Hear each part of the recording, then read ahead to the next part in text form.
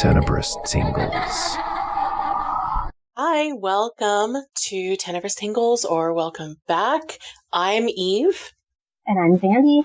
And we are so glad to be back with you. There's been kind of a long absence. We had some things going on, and it just led to us not being in a place where we could record. But we're back. We're back. So grab your snacks and get weird with us. All right. So what do we have here in Kansas? Yep, we're in Kansas. I have the Kansas Lights and Garnett House Hotel. What do you have? So for once, I'm not going to be the most dark and ominous creature on the planet. For once, I am not going to be the most dark and ominous creature on the planet. I am doing the Cimarron Hotel and the story of Elizabeth Polly, both of which are nice. Yay. Weird, right? So I would like to talk about the Kansas Lights. If you have not been there, it's a really flat place generally. I've driven through several times, and you would think that, that would just make it an easy drive. I didn't feel like it was, because it just kind of goes on and on forever. So basically, all of that is to say that this is a space where it would not be easy to hide anything. It is very flat and exposed. You can see for miles in every direction. There's no mountains or forest or honestly even trees sometimes to block your view. In this flat, open space, people keep seeing lights suddenly pop up. And they're not like airplanes or stars, but lights that are suddenly there where they were not before, and they are close. Lights that burst into view, hover, follow, generally just misbehave as far as lights go, and then just disappear. Stories about the Kansas Lights are a pattern that has stretched back over a century, at least. The first documented sightings were in the late 1800s. Before the newspaper articles in 1896 and 1897, there were scattered mentions in some papers of meteors or comets that may or may not have been related to this. There were also indigenous stories dating back much further that included sky beings and lights associated with them or a spiritual presence. In 1896, there were sightings that were not just in Kansas, but all over the U.S. of what the newspapers collectively called airships. There were reports of illuminated crafts moving silently across the sky at night in a very controlled way. And this was well before there was aviation technology that would explain those movements. Those sightings started showing up in California newspapers in 1896. The movements could be tracked going eastward across the country, and you could track it by the newspapers reporting it. It became a natural phenomenon being reported in, a wave of local newspapers as well as major newspapers across the United States. The main wave of stories lasted through mid-1897, and then just a few individual sightings kind of popped up here and there, but not with the same organization or coverage as during that time. And aviation actually became a possibility once 1903 came around, so that was kind of an explanation that anything strange in the sky was sort of explained away with. Once the 1950s came around, there was another big surge of sightings. Newspapers started reporting again of glowing objects in rural Kansas areas hovering low over fields. And these newspaper stories continued through the 1970s. And in early November of 1971, there was a really famous sighting near Delphos, Kansas, that the visual sighting was joined by physical evidence left behind. A 16-year-old boy named Ronald Johnson was at home on his family's farm when he saw what he would describe as a glowing, mushroom-shaped object that hovered low to the ground and emitted multicolored lights as well as a low, rumbling sound. He just stood still, which is understandable. I think that would probably be my reaction as well. What about you, Zandi? I don't know. I want to know what kind of mushroom. Okay. Well, I can describe as much as I can, but he just stood and watched it for a long moment, and then it just kind of quickly shot upward and disappeared. I've never seen a mushroom do that. I have not either. And if your mushrooms are doing that, that's problematic. Don't bother. Don't eat with those. mushrooms. Yeah, don't eat those. But there's lots there that could be kind of grounds for dismissing the story. He was really young. He was a teenager. It was nighttime, which could impair your vision. So there are definitely points that skeptics could take and just run away with. But there were tangible traces left in its wake. There were things left behind that made it much harder to dismiss. So immediately after the object disappeared, Ronald snapped out of the shock he'd been in while watching, and he called for his family. At that point, they all found a ring that had been left on the ground exactly where the craft had hovered. It was sometimes described as burnt into the ground, but the soil was tested and it was not scorched. So it couldn't have been lightning because it wasn't a burn. The soil was changed, though. For one thing, it glowed in the dark. It was about 8 feet in diameter, and it just stayed lit up for hours after the object left. The soil that was left behind was also really changed. It repelled water instead of soaking it in. The soil that was around the ring took the water in normally and just generally behaved normally, but that ring itself stayed dry and the water rolled off of it. There were all kinds of tests done to see how far down the effect went, and they showed that the soil was changed up to 14 inches deep. Even after rain and snow, the water would bead up and roll off, leaving the ring visible no matter what the weather was for months afterward. So I'm sure that was kind of freaky to look out at their field and see like just this big ring where all the snow around it. Soil analysis showed that there had been chemical and structural changes to the soil in that ring. There were also higher concentrations of minerals and salts, as well as the presence of unfamiliar compounds and a residue that was not found in the surrounding area. Further research showed that the residue that caused the water repelling effect was like soap, and the unfamiliar materials were what caused the chemiluminescence or the glowing effect. The vegetation that was already there before the visit, it was obviously damaged. It was gone in that ring, and kind of around it as well. But when it did grow back, it was discolored, brittle, and stunted compared to the growth in the area right next to it in nearby areas. Ronald Johnson was left with temporary blindness from the light. It did not tell me how long he was left blind. And his mother reported numbness after touching the changed soil. I mean, no shade to his mom, but I don't know if I would have just put my hand on that. Maybe I would have. I don't know. What would you have? I'm thinking, like, what has, so we're thinking this is something that is basic. Like, I don't mean basic. I mean, as in not acidic basic. Slippery texture, fingers go tingly or numb after touching it. So whatever alteration to the soil would have been some sort of base? Lye, maybe? I don't know. I don't know that I would have touched it, but she did, and it made her fingers go numb. And when investigators came out to do, all the things that they did, it was also noted that there were broken tree limbs nearby, and one tree was knocked entirely down during the event.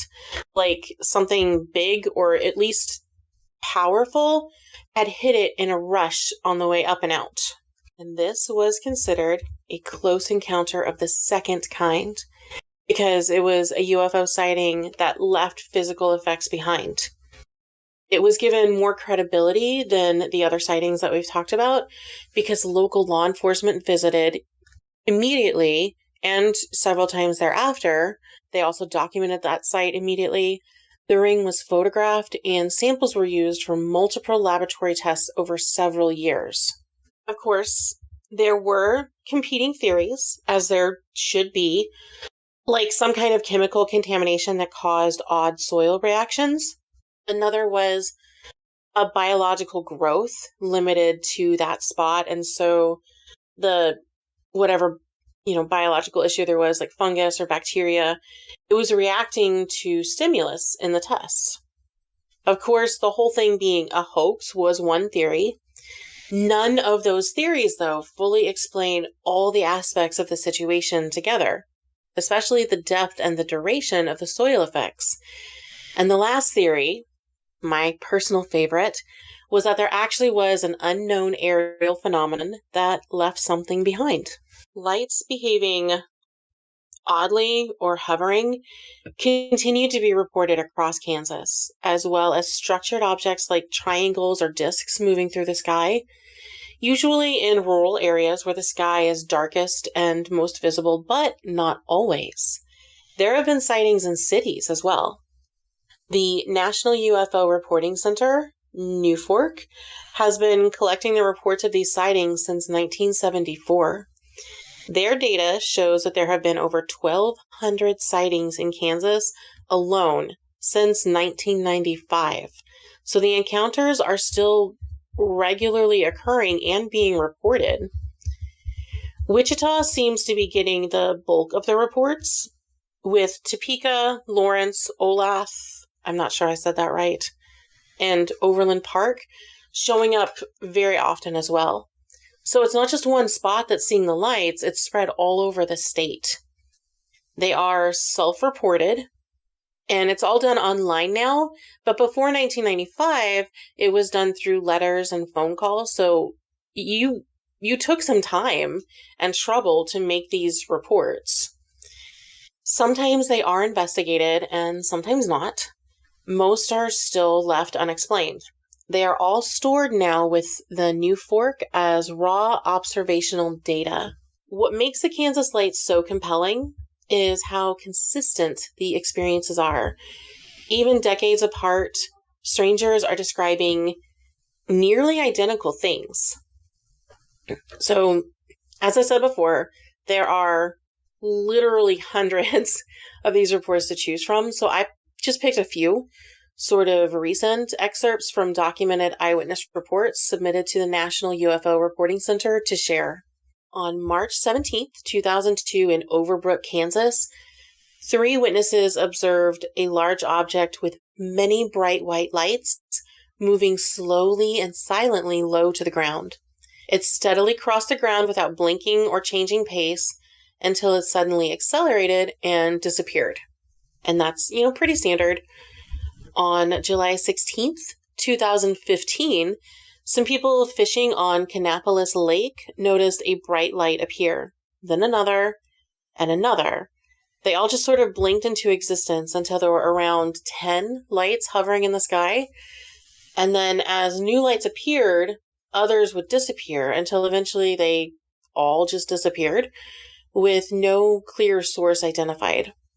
There are several separate cases from Wichita that describe a bright object hovering in place and then suddenly moving at a sharp angle and disappearing from sight. And there are also many, many reports that come in from drivers. Highway sightings seem to be a really common occurrence. Having driven through Kansas myself several times, it makes sense. It's so open and dark. Those reports consistently describe a light appearing behind the vehicle and staying at a maintained distance while they drove and then disappearing suddenly, which sounds like, oh, that's just another car, and then they got off an exit. But from my experience, these roads are long and the exits get really few and far between on some of the stretches. So a light suddenly appearing and then wandering off when there has been no exit, that's notable. Also, we've been driving for a while, so you kind of know what a regular car pulling up behind you looks like. So if people are saying, hey, that's strange, I'm going to probably take that word. There continue to be ongoing reports across the state of these lights that appear, abruptly change direction, hover, and move silently in odd ways. Some appear as single orbs, others in groups or as lines. They get brighter and then just vanish. It's not just an isolated thing every now and again. It's a recurring pattern. And usually they are seen by people that are not out searching for these lights, as, I'm sure some people do. The people that, I'm seeing the reports from, they were not out looking for anything. They were just drivers or farmers or groups that were outside at night doing nighttime stuff like fishing or watching the sky because it's pretty. People who basically just happen to look up. The flat terrain and low light pollution are practical reasons that Kansas shows up so frequently here. There's not a single explanation that can account for every circumstance, but there are other ordinary considerations to take into account in considering these cases, just to give a well-rounded view. Kansas's flat, dark, and wide geography makes it especially prone to visual distortion, like light refraction across flat land, temperature inversions bending distant light. There's also ball lightning or plasma phenomena that could be explanations in some of these stories. Some sightings can be explained away with human activity, distant headlights or farm equipment, aircraft seen at weird angles, satellites or drones. Personally, I think that one kind of explains less because most people can distinguish at this point between the behavior and appearance of these things versus something strange.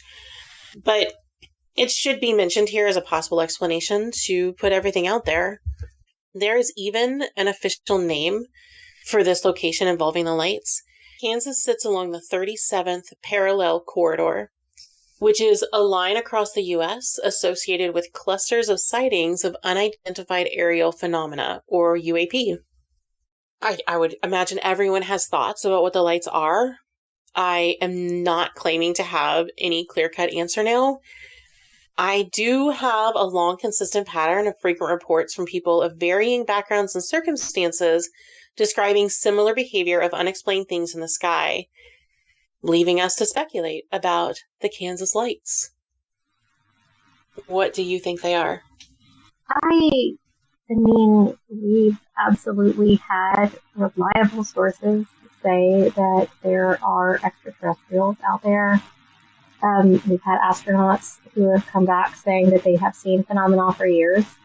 My mother said that she saw something in the sky at some point. So I'm not going to say it's not extraterrestrial, but I also am fully aware that not all unidentified flying objects are extraterrestrial. Some are just unidentified to the average person. Yeah, I agree. I think that it's a combination of everything. Because there's a lot of human error involved, but there's also a lot of things we cannot explain. Yeah. I mean, there is very reliable witnesses who have certainly seen things. But just because there are reliable witnesses who've seen things doesn't mean that everything someone's seen has been. There are photoreactive plankton that people have thought were mermaids, or that people thought were ghosts out on the ocean. There are certainly farming chemicals that can be used that could have created some of these ground disturbances. I don't know, like that all of them were ETs or all of them were ball lightning. It's just there's too many to say that all of them were the same thing. I'm sure that they're all not the same thing because there's just such a wide array. But I hope some of them are visitors. That's a nice thought for me. You're not of the ID4 variety of visitors. You tend to think most of them are more benevolent, or at least non-harmful. I mean, I would hope so, but realistically, I think the answer to that is a spectrum as well. Humans are a spectrum, so... Yeah, we're a spectrum, so we obviously can't expect any other species to be all one thing or another. So I think it just depends on your experience. And yeah, it's a spectrum. I hope that the ones that I meet, should I ever meet any, are benevolent. That's, I'm just going to hope for that. Me too. All right, what do you have for us? So the first one I'm going to talk about is the Cimarron Hotel. And there are 2 Cimarron hotels. One of them is in New Mexico. This is not that one. This is the one that's in Kansas. So Glad you're in the right state. I am in the right state. But it was like doing the research was kind of interesting because the one that's in New Mexico was apparently a lot of like gunfights at the OK Corral sort of situations going on. 26 dead, that sort of like, big deal kind of problem. Yeah. So this is not that one. This one only has one known ghost. And what led me here is I started looking into, there's a phenomenon in Kansas that is apparently pretty prevalent that has to do with white lady sightings.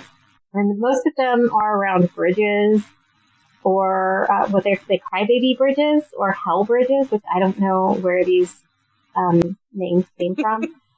But it's apparently really common, very rural. Bridges with no names have them. The Theorosa Bridge has one. There's just a lot of these white lady ghost phenomenon in Kansas. So I started down this rabbit hole. And one of the white lady stories was not about a bridge, but about this hotel. And I just really liked it. So we're going to talk about the hotel. Okay. So we're going to start with the founding father. His name was Nicholas Plain. He was kind of a quintessential Old West sort of figure. He was a journalist, a politician, an entrepreneur. He did all of the things. He was born in New Jersey in 1839 and then moved west. He served as a second lieutenant in the Union Army and then became a Missouri state legislator before heading to Kansas. I don't know what brought him to Kansas, but that's where he ended up. So in 1877, he arrived in Dodge City, where he became the editor of the Dodge City Times, served as a probate judge, and eventually took charge of the Dodge City Post Office. Then in 1886, he invested $15,000, which is the equivalent of over $500,000 today, to build a 3-story Second Empire-style hotel. He commissioned a local architect named John Opp to design it.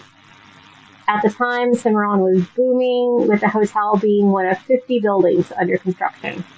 Before the hotel was finished, Plain had this plan. He launched the New West Echo, which is a newspaper, and he housed it on the north half of the hotel's first floor. It was a pretty savvy move, as he was both a media guy and was starting this hotel, so he could use his paper to promote the region, which, draw people in. And of course, where are they going to stay? At his hotel. So the early years were not without challenge. There was a great blizzard that happened in January of 1886, and it devastated up to 85% of the local cattle industry. Pretty big deal, kind of devastated a lot of the wealth in the area. It was a cattle area. Plain decided he was going to push forward, and he sort of reformatted his idea. So in the 1890s, the hotel was rebranded and promoted as the New West Sanitarium. It was kind of a different move, a move to calculate a different kind of clientele. They decided to kind of tout the hotel as a place for illnesses like tuberculosis, so respiratory illnesses, and that the state's mild climate would be kind of a cure for tuberculosis and other respiratory issues. I don't think I would consider Kansas a great place to go for tuberculosis. I don't know, but that's what he said. It seems to be like the whole thing with tuberculosis. They're like, you know what? You should go somewhere else about it. Like, that's the care. Go away. So apparently the area did have an average annual temperature of around 53 degrees. So it was cooler. It wasn't as humid. There was no malaria, of course, because, not a thing there. That's nice. That should be on the travel brochures. We don't have malaria here. It was. Stop it. That was part of his marketing campaign. Yeah, it was, there's no malaria here compared to the ones in Florida. Listen, I am going to the next party invitations that I have. I'm going to put that down as a reason that you should come. There's no malaria here, and we've got cupcakes. They also do not have malaria. Right. There's no malaria in any of the cupcakes or here, generally. So the existence of the sanitarium is not just a legend. There's a pamphlet. He did put out these published documents. So it's not something that's just, oh, this was a sanitarium, which apparently is a thing with a lot of different haunted places. It was used as a hospital in so-and-so. No, there's actual brochures that are still out there with all of this marketing he did for it. And it's published by the Arkansas Valley Sanitarium Association in the state's historical archives and everything else. He operated the hotel until 1902 when he sold it to the Luther family, and they held it for most of the 20th century. So it was transformed from a frontier establishment into a community landmark. They renamed it the Luther Inn, and they ran it for a pretty stable time frame, moving away from the Wild West roots to become more of a hub for travelers and locals alike. In 1977, a young lady named Kathleen Holt, who had been brought to the hotel kicking and screaming by her husband. Yeah, he was the one that wanted to buy the then dilapidated property, but apparently once she got there, she was like, yes, I love this place, and started renovating it. So they got divorced in 1982, and Holt's like, I'm going to keep the hotel.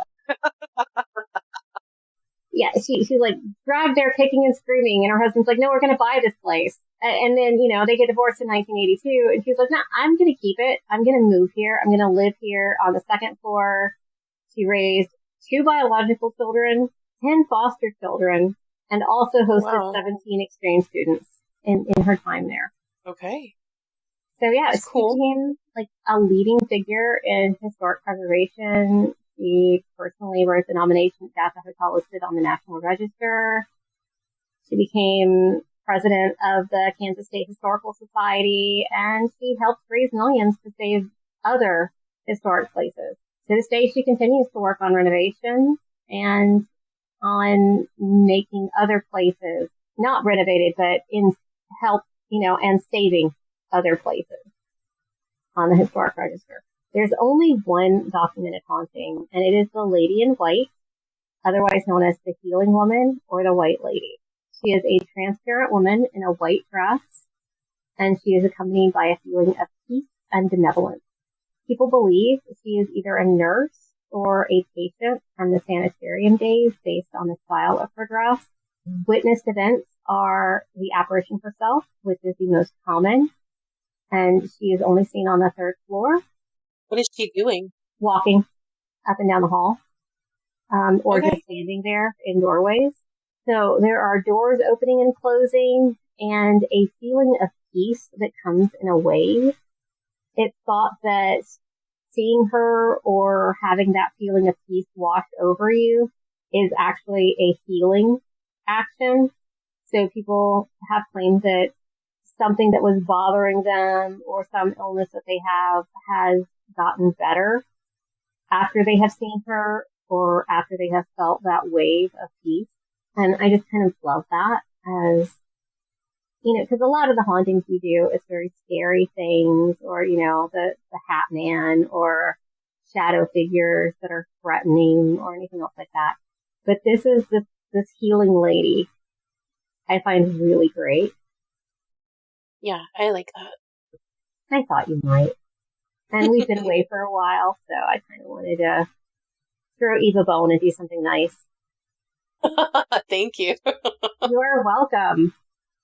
So what else do you have for us? I have the Garnett House Hotel, and that is in Garnett, Kansas. It was built in 1858, and it is one of the oldest standing structures in the town. Is there malaria there? You know what they didn't say? It's weird that they didn't put that on the brochures, because that's the first thing I ask when I'm making travel plans, is whether or not there is malaria there. It is now. It is now. That'll be one of our phrases now. Is there malaria there? Is there malaria there? Do the cupcakes have malaria? So, despite it being very badly in need of repairs, it is still welcoming visitors, it looked like, for overnight stays. I couldn't reach anyone to talk to, but there is a place where you can book a stay online. And it looks like they're really leaning into the haunted aspect as part of the attraction. So in 1858, D.W. Houston built it up. It was meant to be a hotel, and that's how it started. But it also had some time spent as a jail, a schoolhouse, a doctor's office, and a brothel. So that's a wide range. This is such a wide range. It also had a role in the Underground Railroad, sheltering escaping travelers in the attic, as well as long periods of abandonment when there was nobody there. So there's a lot of history and some liminal space as well that just have left marks on the structure and the legend of it. The town itself was founded in 1856 or 7. So this building was built when Garnett itself was just getting started. And its original purpose was to house travelers coming through by stagecoach. So it was definitely not a luxury hotel, but it's built a reputation over the years. It is considered one of the more haunted locations in Kansas. Common claims include doors opening and slamming on their own, disembodied footsteps or voices, physical sensations like scratches, and many say that they feel extremely uneasy in certain rooms.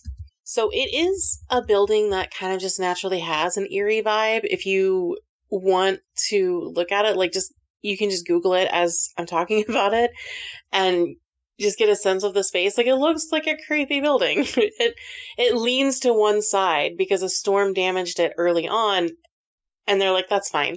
It was just settled like that. It's really old. It's sort of in disrepair, and it has all of this history in a small town with quiet surroundings. So that leaves a lot of space for legends to develop. And there are stories that famous figures of the American frontier, like Wyatt Earp, Wild Bill Hickok, and Jesse James, passed through the hotel. And with the spot that it was in, it's reasonable, but there's not actually any verification. So while they may have passed through that frontier crossroads area, those are just, stories rather than confirmed history. There have been official investigations as well as individual guests who have shared their experiences. The most common recurring claim is electric voice phenomena, or EVP recordings, of a child screaming or crying. And that is where I wanted to stop the research, but I looked it up some more just to, ease my mind. The recordings from those sessions, they're apparently much more clear than are typically heard. And while it's incredibly unsettling, there is actually no confirmed historical record of a child dying in the house or of being in any kind of distress that matches these sounds. So I kind of hope that there's another explanation, because I don't love what those sounds insinuate.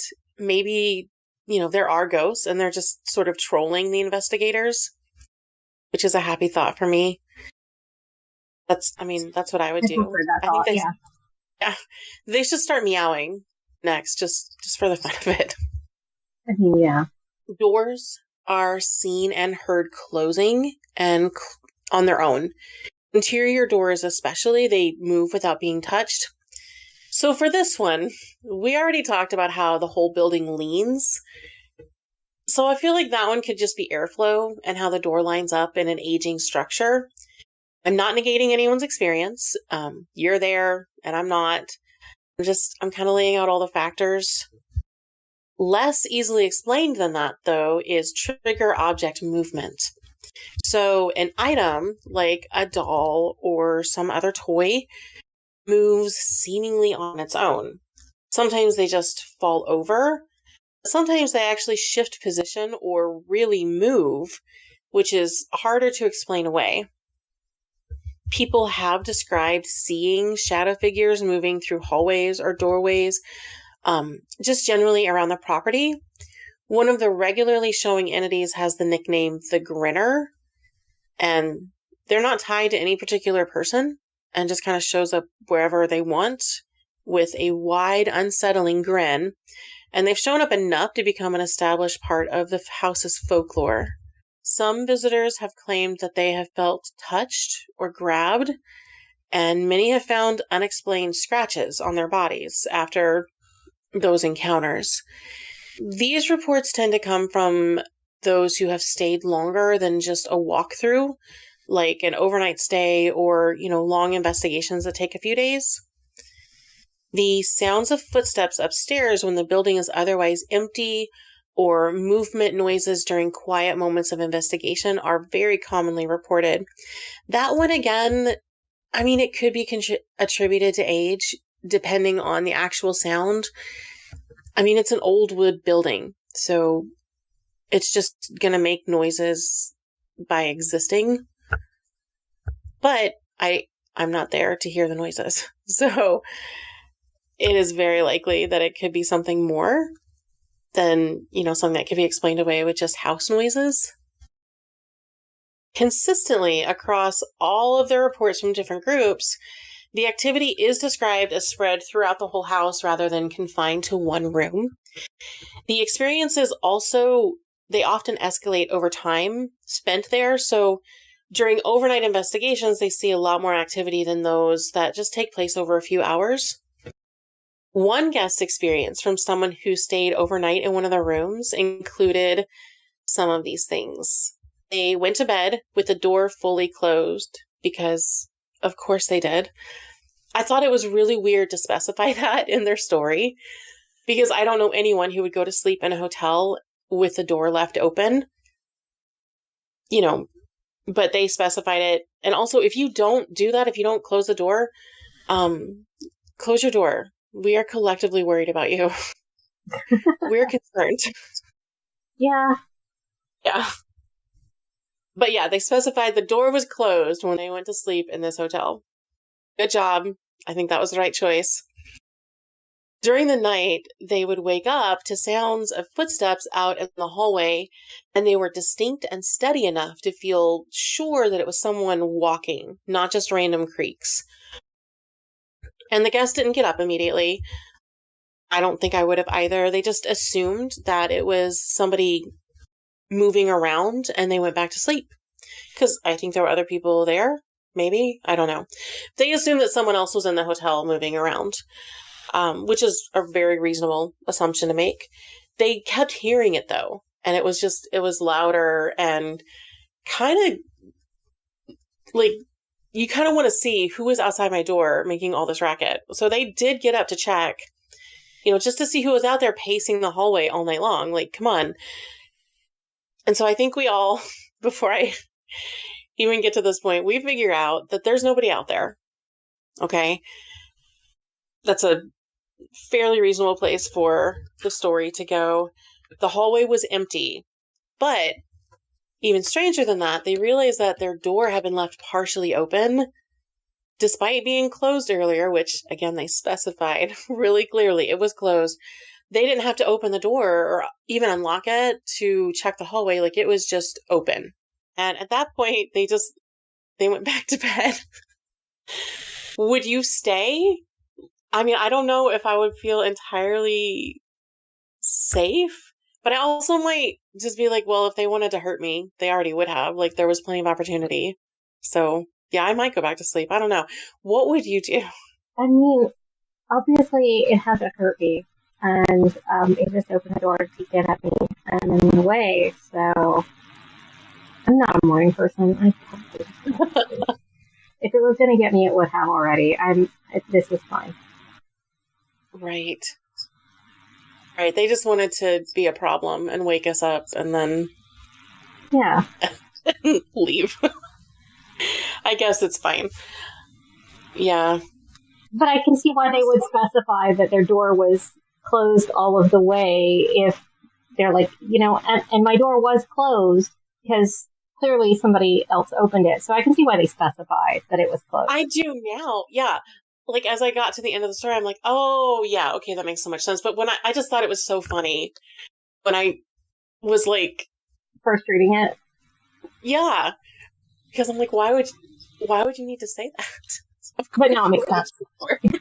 I mean, yes, it does. But it struck me as really funny. So, that is Garnett House Hotel. I don't think I want to stay there. I'm good. I'm good. It's a cool building though. Like, if you have not looked it up, you should look it up. It's interesting, and it's a really cool story. And there are a lot of experiences. Like, I just found one. Yeah, there's a lot. It's a beautiful building. Yeah, I think I'd rather stay at the Cimarron. Okay, yeah, but you get healing there. Yeah. And no malaria. And no malaria. Yeah, I'm concerned that they did not specify about the malaria. Yeah. So my next one, my last one for Kansas, is Elizabeth Hawley, who is known as the Blue Light Lady. She is in Hays, Kansas, also known as Sentinel Hill or Fort Hays, Kansas. This is another nice one. Yay. Yay. So Elizabeth was born in 1843. She died in 1867 in Ellis County, Kansas. Her maiden name was Elizabeth Decker, and she married Ephraim Elmer Pauley on May 29th of 1864 in Clark County, Iowa. Her husband was a Civil War veteran who served with the 1st Colorado Cavalry Regiment, and then he re-enlisted as a hospital steward. So he was transferred to Fort Hays around 1867, and Elizabeth went with him and served as the hospital matron, which was the typical role for the steward's wife. And the couple had one child. His name was Alexander Pauley, and he was born around 1864. In August of 1867, a cholera epidemic swept through Fort Hays, affecting over 1,000 troops and 1,200 railroad construction workers that were sheltering nearby. Oh my. Yeah. Elizabeth worked tirelessly in the hospital ward, comforting dying soldiers in their final hours. Soldiers called her an angel of mercy for her compassion during this terrifying time. So that's what the soldiers were calling her. She is not the standard angel of mercy that you think of as in modern times when someone would say a nurse was an angel of mercy and they mean a serial killer. She wasn't that. This is something the soldiers were calling her because of her compassion, not because she was going around smothering them with pillows. She was a nice lady. Just want to put that out there. She was a nice lady, and the soldiers called her that. She was not that lady. I mean, that's a very good distinction to make. She did not smother people with pillows. So in the evenings, she would walk the high limestone bluff. It was 1.5 miles southwest of the fort. It was known as Sentinel Hill. And she found comfort and a sort of spiritual healing while she was there. She considered it to be a spiritual place, and so she would go up there every evening. I mean, when you're trying to comfort people dying of cholera, it's not a fun death. No. All day. You need something. You do. You need some sort of spiritual healing yourself. And if she could find that by walking on this limestone bluff, then that's amazing for her. And I'm glad that she was able to find that. At some point, Elizabeth contracted cholera herself. And when she did, she made a final request. She wanted to be buried on the top of Sentinel Hill. And soldiers were detailed to dig her grave at the hill's crest. But because it was a limestone bluff, they struck bedrock only a few inches beneath the sod. Oh, that's sad. Yeah. They were unable to dig down deep enough to bury her, so they had to bury her on a lower slope closer to the fort. She received a full military funeral, which was unusual, and she was buried in the uniform she wore while caring for her people, for the soldiers. At the time was a blue prairie-style dress and a white bonnet. The exact location of Elizabeth Hawley's grave remains unknown, and it's kind of created this long-standing mystery in Ellis County. There is a local legend that at some point there were 4 thieves who stole the limestone posts that marked her grave. And legend claims that tragedy found each thief within hours. 1 died in a gunfight, 2 were killed in a carriage accident, and the 4th was hit by a train. But this is just local legend. There's no proof that anybody stole these limestone posts. Although it's a nice cautionary tale about grave robbing. Maybe it is. Don't do that. Yeah. So when Fort Hays was closed in 1889, soldiers' remains were moved to Fort Riley or Fort Leavenworth, but they couldn't find the grave for Elizabeth Hawley. They did try. They've made multiple attempts. Several bodies have been exhumed, but none were conclusively identified as Elizabeth Hawley. Today, she is known throughout Hays as the Blue Light Lady. Her spirit is said to still walk Sentinel Hill, looking for soldiers to comfort or trying to find peace on the hilltop. So the reported phenomena are an apparition. That is the most common. It is a woman wearing a blue prairie-style dress with a white bonnet walking along the hill. There is also a misty, floating blue light that drifts across the hillside. So not everybody sees the fully formed female apparition. Some just see this mist.